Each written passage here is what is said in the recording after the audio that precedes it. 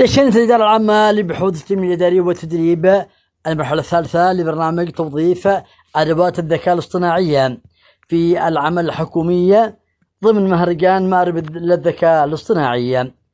تستهدف المرحلة الثالثة 300 متدرب ومتدربة.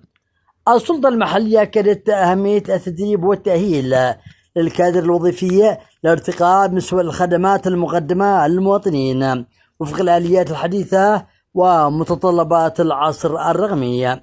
وهذه هي بداية في توظيف أدوات الذكاء الصناعي لتطوير العمل الإداري وتبسيط الإجراءات والاستفادة من هذه التطورات التكنولوجية العلمية والرقمية التي تأتي لبلورة أعمالنا والنقلة النوعية للعمل المالي والإداري. نحن اليوم برعاية كريمة من الفريق أول ركن سلطان بن علي العرادة محافظ المحافظة عضو مجلس القيادة الرئاسي في تدشين برنامج تطوير أدوات الذكاء الاصطناعي.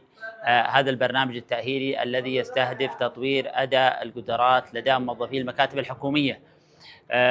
اليوم مستهدف من هذا 10 مجموعات موزعة على عدد المكاتب الحكومية. برنامج يستهدف في عدد 300 موظف لتطوير قدراتهم لمواكبة العصر، مواكبة هذه التطورات التي لازم منها أن يكتسبها أي موظف لديه خبرات وقدرات في هذه المرحلة.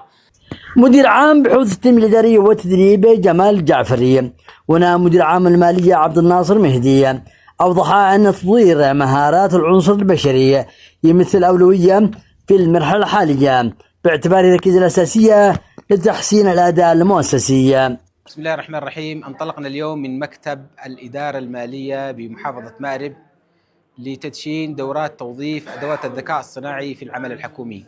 تأتي هذه الدورة ضمن المرحلة الثالثة لمهرجان مأرب لتوظيف أدوات الذكاء الاصطناعي، والتي تستهدف 10 مجموعات وأكثر من 300 مستفيد من منتسبي القطاع الحكومي بمحافظة مأرب. بسم الله الرحمن الرحيم.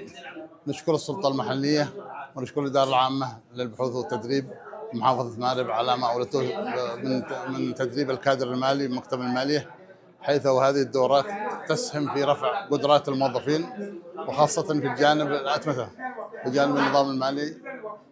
ودورة الذكاء الاصطناعي ستؤهل حوالي 25 متدرب من مكتب المالية، الذي سينعكس إيجابا على أداء الموظفين في جانب عملهم، ولهم مننا كل الشكر والتقدير.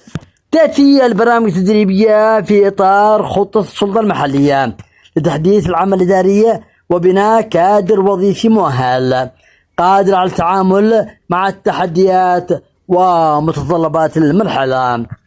لقناة عدن الفضائية محمد القلاسي محافظة مأرب.